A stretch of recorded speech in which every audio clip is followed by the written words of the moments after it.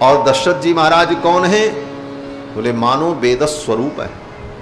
वेद में जो कर्म ज्ञान उपासना, कर्म कांड, ज्ञान कांड, उपासना कांड, 3 कांडों का जो वर्णन है वेदों में, जिसको कांडत्रयी कहा जाता है, वही कांडत्रयी मानो तीनों रानियां हैं।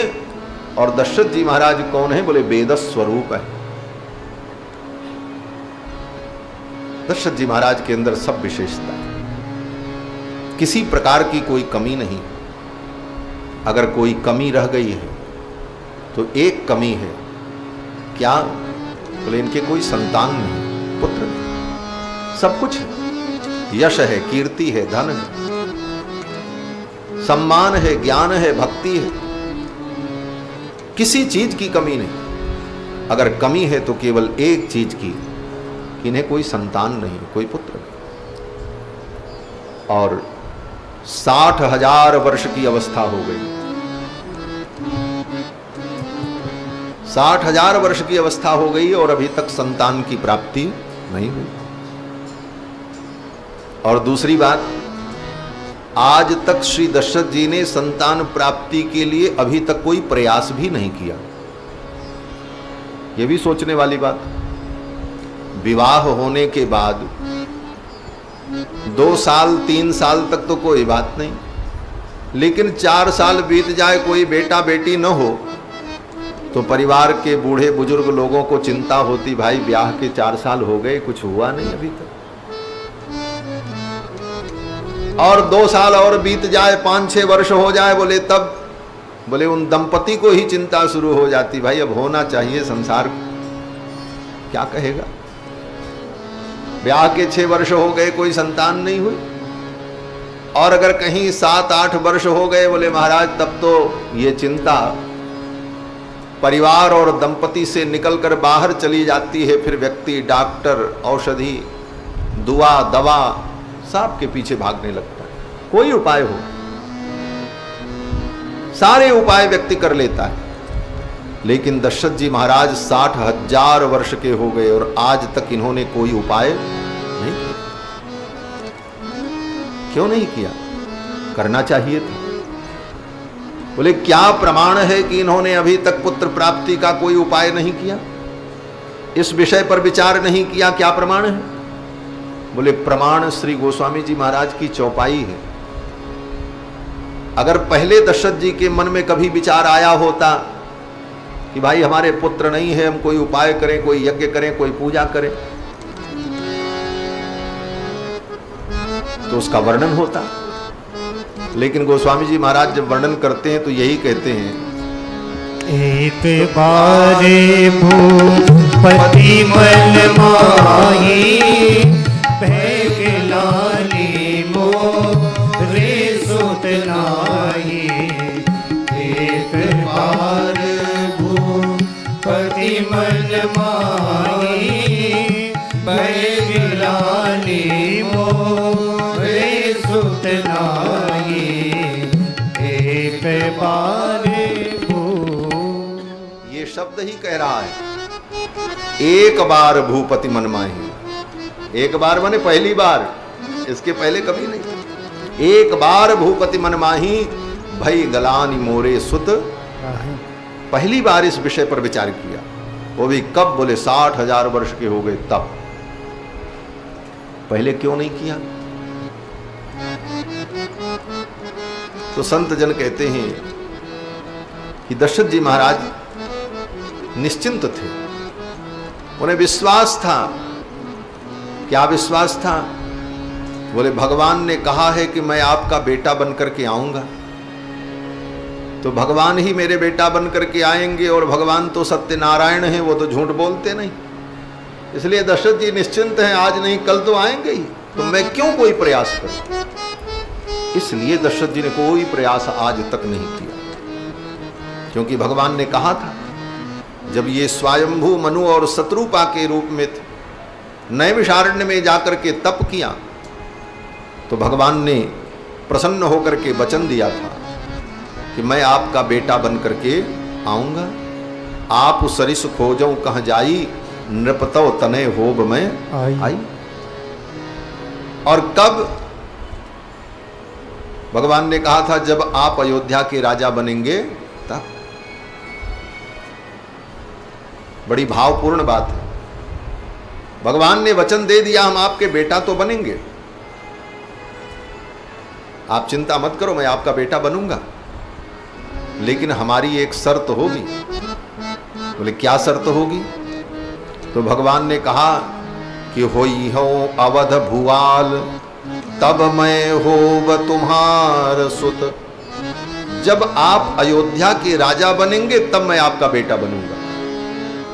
अर्थात बोले आप कहीं और के राजा बनोगे तो मैं आपका बेटा नहीं बनूंगा, आप अयोध्या के राजा बनोगे तब मैं आपका बेटा बनूंगा, क्योंकि मैं अयोध्या के राजा का राजकुमार बनना चाहता हूं, मैं अयोध्या में आना चाहता हूं। इस अयोध्या से राम जी को इतना प्रेम कि ठाकुर जी ने कहा जब आप अयोध्या के राजा बनोगे तब तो आपके बेटा हम बनेंगे, लेकिन अयोध्या के राजा अगर आप नहीं बने तो हम आपके बेटा नहीं बनेंगे।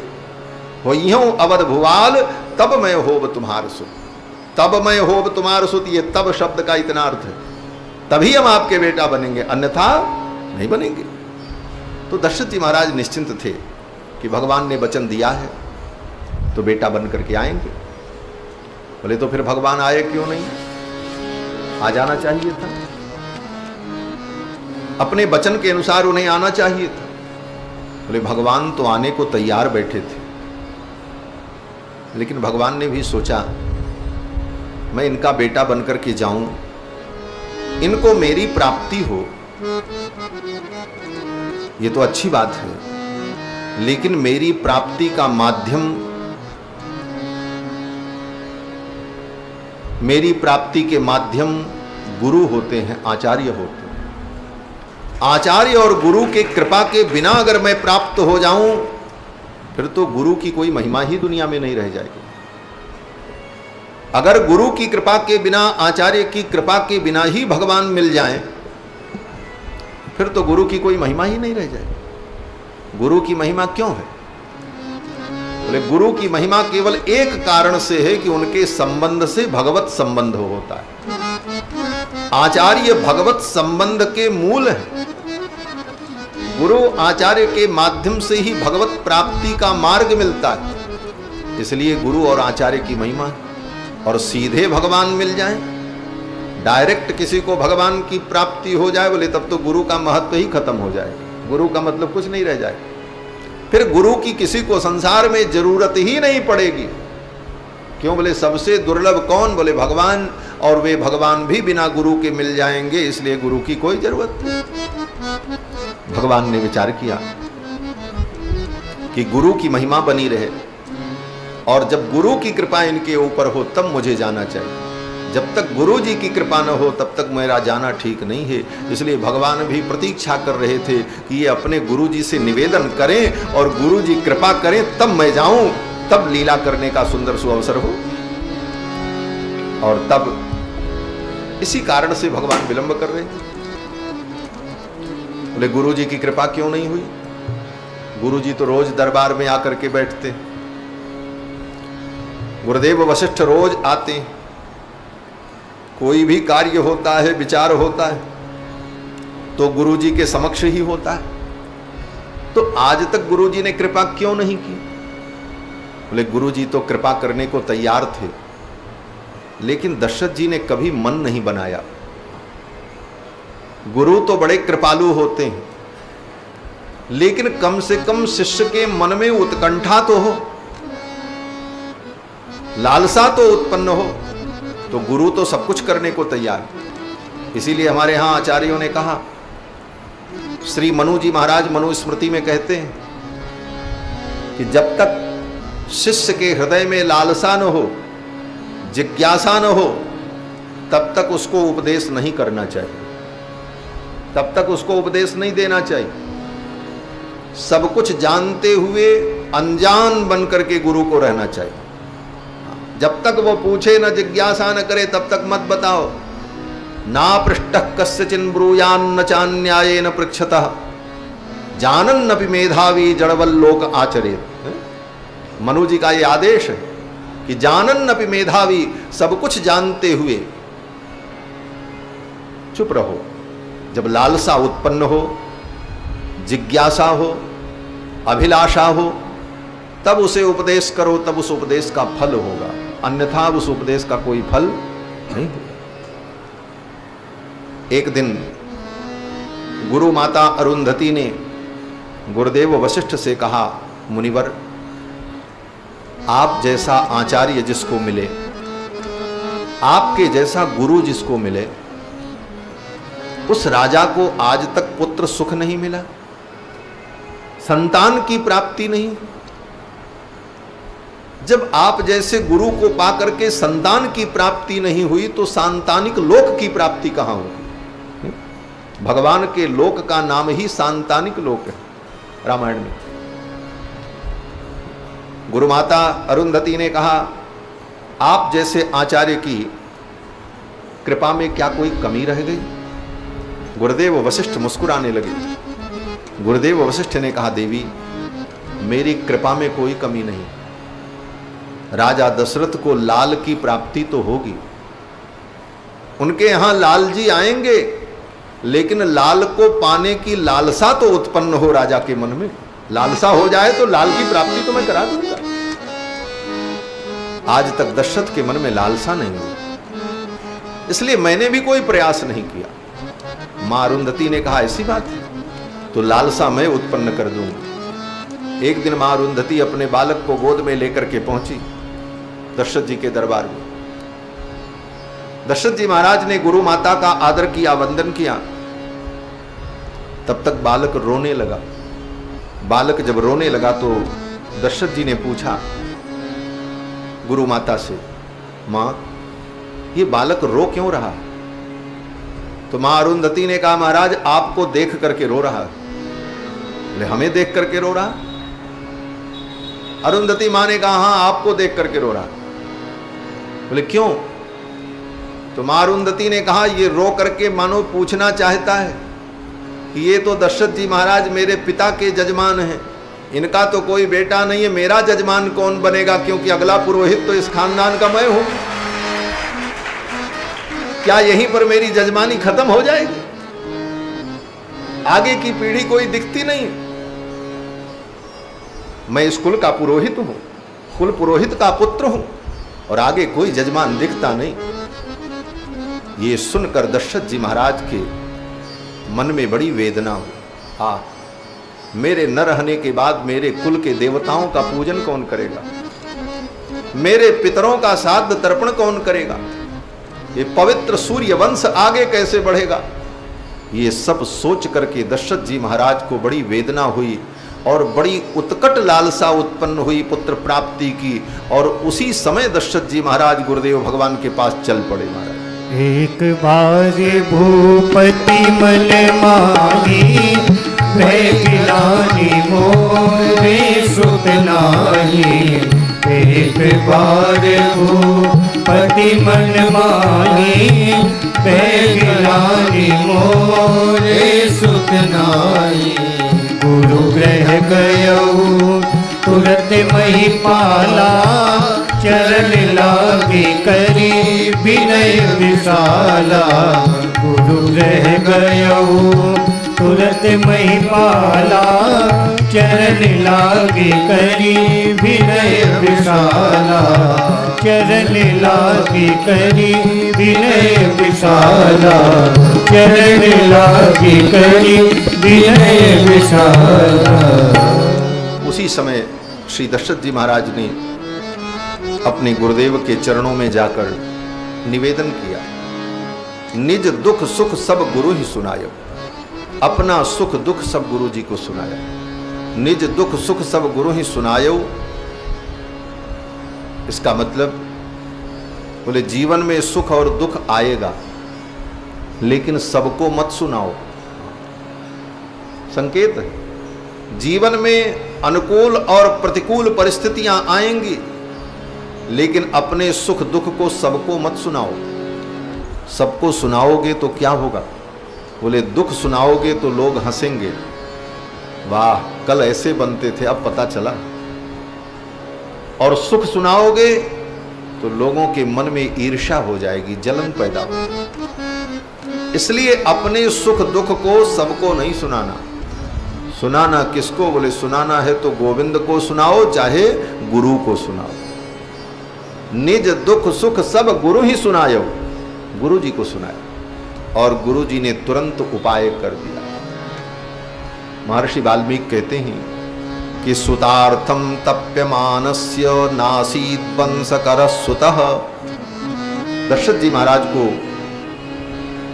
बड़ी वेदना हुई कि नासीद वंशकर सुतः, मेरी वंश की वृद्धि करने वाला कोई सुत नहीं है, पुत्र नहीं। और उसी समय गुरुदेव भगवान के चरणों में निवेदन किया और दशरथ जी ने कहा, महाराज मेरे मन में एक भाव आया है। क्या भाव? बोले सुतार्थम बाजी मेधेन किमर्थम न यजाम्य हम। क्यों न मैं पुत्र की प्राप्ति के लिए अश्वमेध यज्ञ करूं। ये प्रस्ताव दशरथ जी ने स्वयं रखा गुरु जी के सामने कि सुतार्थम बाजी मेधेन किमर्थम न यजाम्य हम।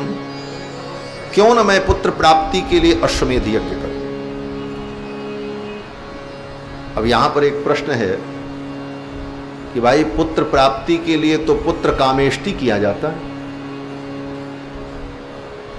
पुत्र की प्राप्ति के लिए पुत्र कामेष्टि यज्ञ का विधान है और दशरथ जी कहते हैं सुतार्थम बाजी मेधेन किमर्थम न यजाम्य हम। क्यों न मैं पुत्र की प्राप्ति के लिए अश्वमेध यज्ञ करूं। बोले अश्वमेध यज्ञ करने की इच्छा दशरथ जी के मन में इसलिए हुई कि पुत्र की प्राप्ति आज तक नहीं हुई। क्या कारण हो सकता है? इस पर विचार किया दशरथ जी ने। पुत्र की प्राप्ति न होने का कारण, एक कारण तो प्रतिबंधक पाप होता है। कोई ऐसा पाप, कोई ऐसा असत कर्म जिस कर्म के कारण हमें संतान की प्राप्ति न हो, एक कारण। और दूसरा कारण, बोले दूसरा कारण यह हो सकता है कि जो मेरी संतान बन करके आए उसके अंदर इतनी योग्यता हो कि वो मेरा बेटा बन करके आवे। ऐसा कोई योग्य व्यक्ति अभी तक नहीं मिला। तो दशरथ जी महाराज तो जीव हैं, अपने स्तर से विचार करते हैं। दशरथ जी ने विचार किया कहीं ऐसा तो नहीं कि मेरे ही किसी जन्म का कोई ऐसा कर्म हो जिस कर्म के कारण मुझे संतान की प्राप्ति न हो रही। तो कौन सा प्रायश्चित मैं करूं? यज्ञ ऐसा यज्ञ है जिस यज्ञ के करने पर पापों का प्रायश्चित हो जाता है। दशरथ जी महाराज ने सोचा अगर कोई ऐसा कर्म हो जिस कर्म के कारण संतान की प्राप्ति में बाधा हो तो मैं अश्वमेध यज्ञ कर लूं और उस कर्म की निवृत्ति हो जाए, बाधक कर्म समाप्त हो जाएं और मुझे संतान की प्राप्ति हो जाए। इस दृष्टि से विचार करके दशरथ जी ने कहा कि किमर्थम बाजी मेधेन, क्यों न मैं अश्वमेध यज्ञ करूं। सुतार्थम बाजी मेधेन किमर्थम न यजाम्य हम। और जो संतों का भाव है, संत जन कहते हैं दशरथ जी को संतान की प्राप्ति इसलिए अभी तक नहीं हुई कि दशरथ जी इतने बड़े पुण्यात्मा हैं कि इनके पुण्य के कारण इनको संतान की प्राप्ति नहीं हुई। बोले महाराज पुण्य के कारण संतान की प्राप्ति नहीं हो रही? बोले हाँ, ये भी एक कारण है। क्यों? बोले पुण्यात्मा व्यक्ति के घर में जो पुत्र बन करके आवे उस जीवात्मा को भी उस स्तर का पुण्यात्मा होना चाहिए। क्योंकि गीता में भगवान ने कहा कि सुचीनाम श्रीमताम गेहे योग भ्रष्टो विजायते। जो बहुत पुण्यात्मा होता है, पूर्व जन्म का योगी होता है, किसी कारण से उसका पुनर्जन्म अगर संसार में फिर होता है तो किसी साधारण व्यक्ति के घर में नहीं होता। सुचीनाम श्रीमताम गेहे, किसी बहुत बड़े पुण्यात्मा के घर में पैदा होगा। ये तो पूर्व जन्म के पुण्य का ही फल तो जन्म होता है। अब जन्म लेते ही कोई व्यक्ति ऐसे कुल में पैदा हो, उसका जन्म ऐसे कुल में हो जिस कुल में यश प्रतिष्ठा कीर्ति धर्म संपत्ति सब कुछ हो, तो कहीं न कहीं वो जीवात्मा पिछले जन्म का पुण्यात्मा है। जन्म लेते ही ऐसे कुल में पहुंचकर सब कुछ प्राप्त कर लिया। तो जीवात्मा जो पुत्र बन करके आता है उसके अंदर भी वो योग्यता होनी चाहिए। तो दशरथ जी महाराज इतने बड़े पुण्यात्मा हैं कि इनका बेटा बनकर के कोई जीव आवे, ऐसी योग्यता ब्रह्मांड के किसी जीव में थी ही नहीं। ब्रह्मांड में कोई ऐसा पुण्यात्मा जीव नहीं था जो इनका बेटा बनने की योग्यता रखता हो, ऐसे पिता का पुत्र बने। ब्रह्मा जी खोज करके थक गए, पूरे ब्रह्मांड में कोई ऐसा जीव नहीं मिला जो दशरथ जी का बेटा बनने की योग्यता रखता हो, और उसको ब्रह्मा जी बेटा बना करके भेज देते, बोले जाओ इनके बेटा बन। इसीलिए आज तक पुत्र की प्राप्ति। अंत में जब कोई पुण्यात्मा पूरे ब्रह्मांड में नहीं मिला तो फिर भगवान को ही बेटा बन करके आना पड़ा।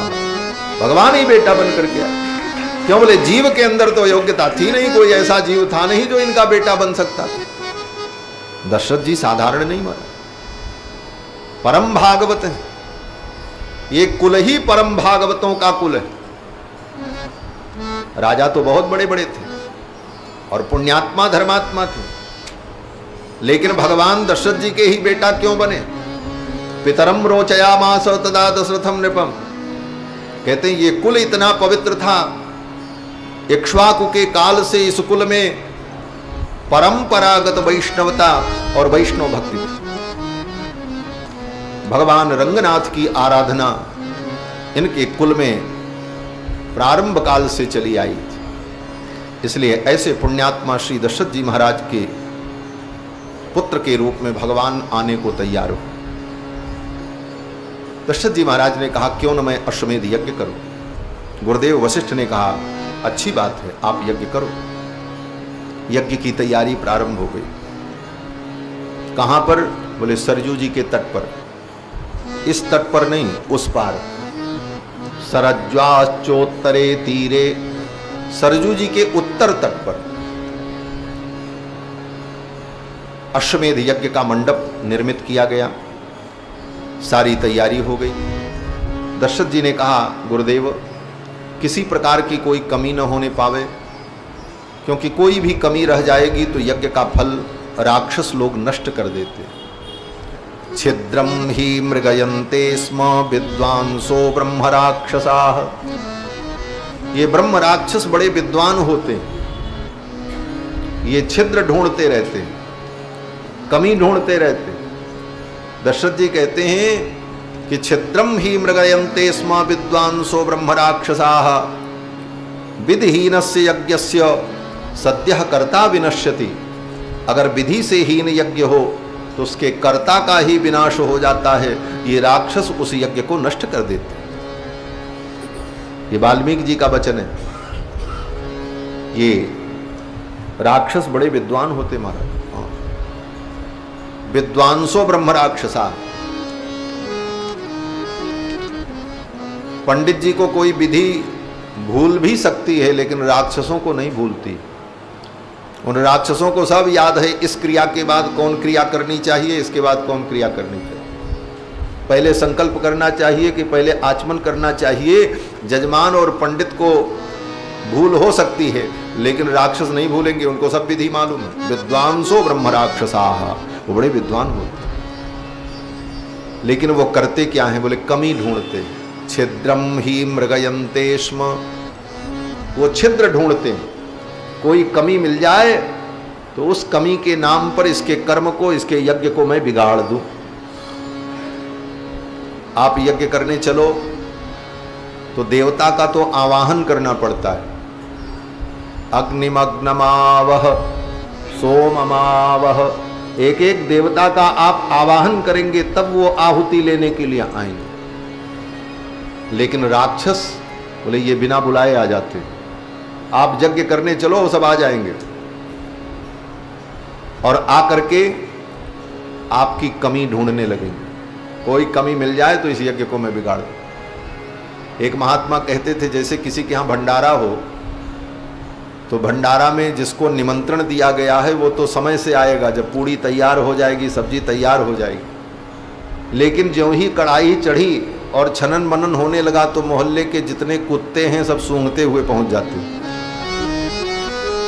खाने वाले तो बाद में आवे, लेकिन कुत्ते पहले ही आ जाते।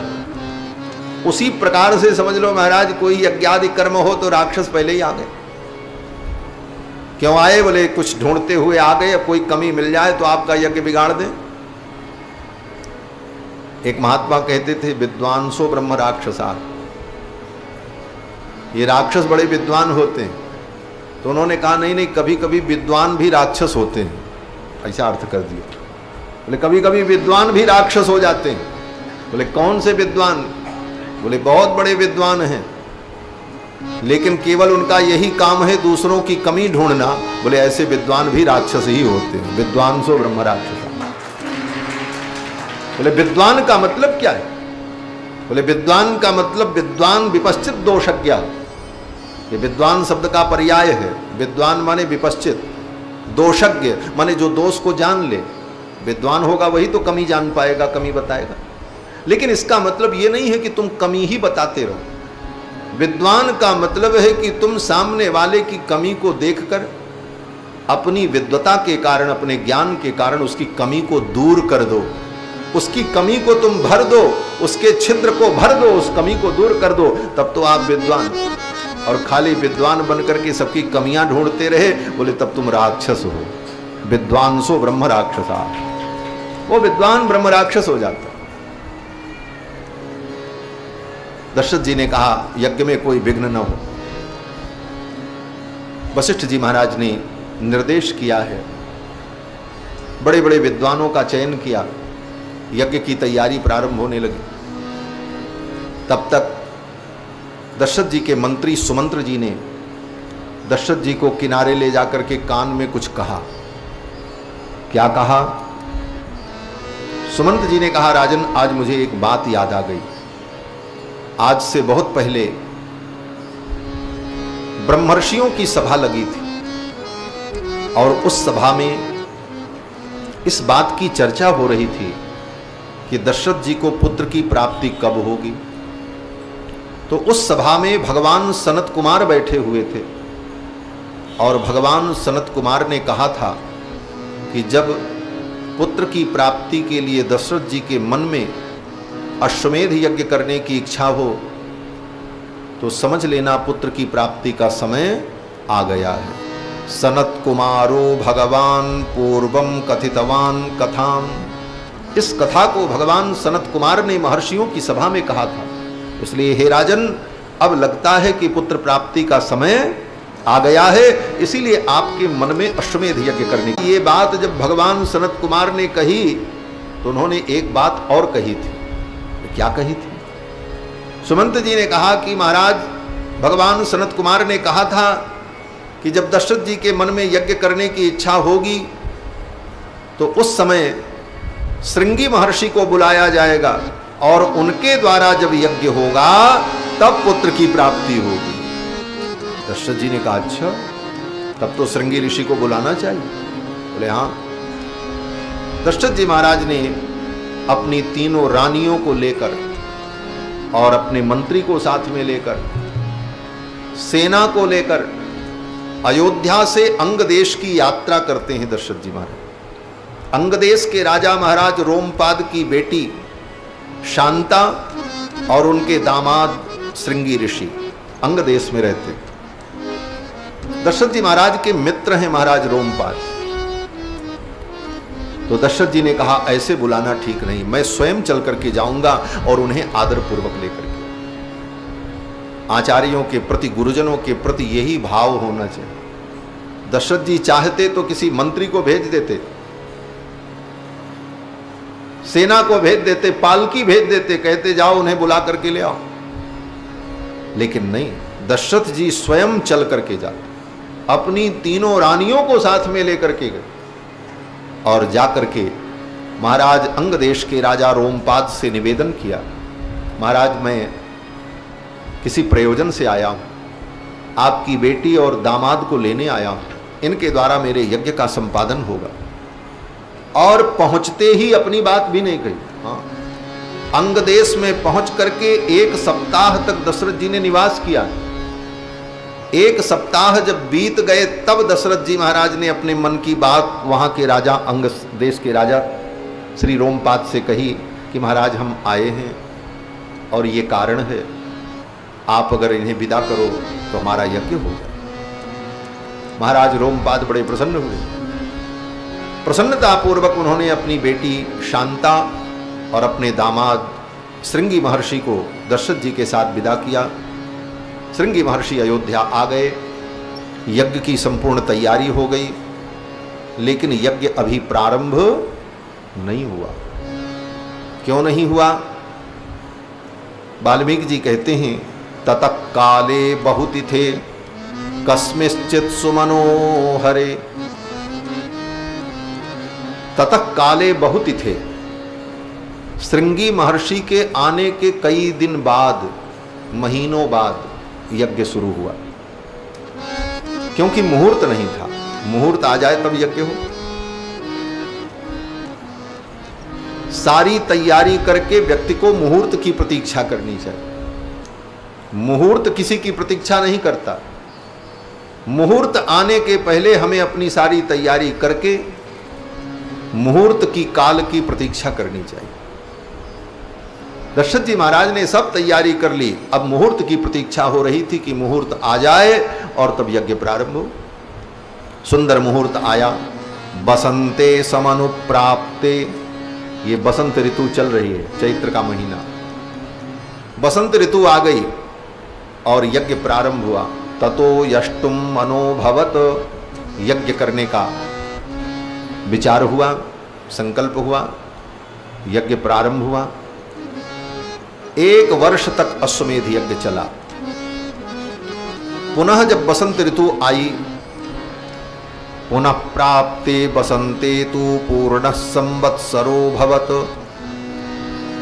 पुनः बसंत ऋतु आई, 1 संवत्सर पूर्ण हो गया, 1 वर्ष पूर्ण हो गया। 1 वर्ष तक अश्वमेध यज्ञ चलता रहा।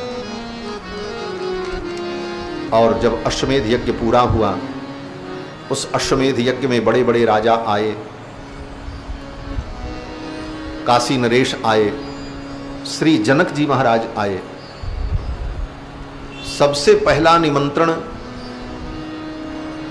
श्री दशरथ जी महाराज ने जनक जी को ही दिया है। पहला निमंत्रण श्री जनक जी महाराज को भेजा। क्यों? बोले श्री जनक जी महाराज इनके पूर्व संबंधी हैं। वाल्मीकि जी लिखते हैं कि मिथिलाधिपतिम सूरम जनकम सत्यवादिनम तमानय महाभागम स्वयमेव सुसत्कृतम। दशरथ जी ने कहा जनक जी को आदर पूर्वक लेकर के आया जाए। क्यों? कहते हैं पूर्वम संबंधिनम ज्ञात्वा, पूर्वम संबंधिनम ज्ञात्वा, ये हमारे पूर्व संबंधी हैं। जनक जी का कुल और दशरथ जी का कुल एक ही है। इक्ष्वाकु के ही पुत्र महाराज निमि थे, जिससे वो वंश चला। एक ही कुल है, दोनों कुल एक ही कुल है। उस समय महाराज निमि यज्ञ करना चाहते थे। गुरुदेव वशिष्ठ ही कुल पुरोहित थे, तो वशिष्ठ जी से कहा कि आप मेरा यज्ञ करवाओ। लेकिन वशिष्ठ जी ने देवराज इंद्र का यज्ञ करने का वचन दे दिया था। बोले हमने इंद्र को वचन दिया है, इंद्र का यज्ञ करा करके आए तो आपका यज्ञ करा दें। वशिष्ठ जी महाराज की भी बात ठीक थी अपने जगह पर। और महाराज निमि उन्होंने सोचा अब गुरुजी यज्ञ करा के पता नहीं कब आएंगे, कितना समय लगेगा, और जीवन का कोई ठिकाना नहीं है, जीवन तो अनित्य है। कहीं मैं बीच में ही मर गया तो मेरा संकल्प रह जाएगा। तो किसी अन्य ब्राह्मण को बुला करके, विद्वान को बुला करके मैं यज्ञ करा लूं। तो दूसरे आचार्यों को बुला करके यज्ञ करा लिया। वशिष्ठ जी महाराज जब आए तो उन्हें अच्छा नहीं लगा, उन्हें अपमान महसूस हुआ और वशिष्ठ जी ने शाप दे दिया, जाओ तुम्हारी मृत्यु हो जाए, तुमने मेरा अपमान किया। फिर तो उन्होंने भी वशिष्ठ जी को शाप दे दिया, आपने नाहक मुझे शाप दिया, मेरा कोई अपराध नहीं था, इसलिए आपका भी जीवन समाप्त हो जाए। तो गुरु चेला दोनों ही समाप्त हो गए महाराज, एक दूसरे को शाप देकर। फिर महाराज जब निमि समाप्त हो गए तो बोले अब इनको कैसे जीवित किया जाए, इनकी संतान कैसे पैदा हो, कैसे वंश चले। तो उनके शरीर को मथा गया, तो उनके शरीर को ऋषियों ने जब मथा तो उससे जो पैदा हुए उनका नाम मिथि हुआ, जिन्होंने मिथिलापुरी बसाई। तो इस प्रकार से वो वंश जो चला वह भी सूर्य वंश की ही एक शाखा है, जनक वंश। इसलिए दशरथ जी महाराज कहते हैं पूर्वम संबंधिनम ज्ञात्वा ततः पूर्वम ब्रवीमिते। इसलिए पहला निमंत्रण मैं उनको भेज रहा हूं। और दूसरा बड़ा रसिक भाव ये है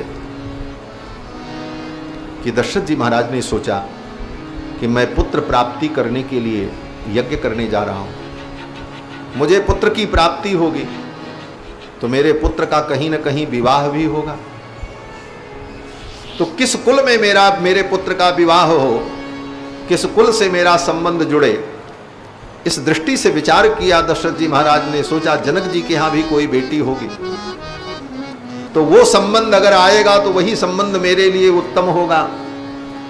इन सब बातों पर विचार करके श्री दशरथ जी महाराज ने पहला निमंत्रण जनक जी को दिया। एक आचार्य तो ऐसा कहते थे पूर्वम संबंधिनम ज्ञात्वा। संबंधिनम माने ये संबंधी है, और संबंधी का ही दूसरा रूप क्या है, बोले समधि। दशरथ जी ने सोचा ये मेरे समधि बनेंगे, इसलिए पहले ही मैं इनको निमंत्रण भेज दूं। पूर्वम संबंधिनम ज्ञात्वा ततः पूर्वम ब्रवीमिते। जनक जी महाराज को निमंत्रण भेजा। बड़े बड़े राजा लोग आए। अश्वमेध यज्ञ संपन्न हुआ। अश्वमेध यज्ञ के बाद श्रृंगी महर्षि ने कहा कि अब आप पुत्र कामेष्टि यज्ञ करो।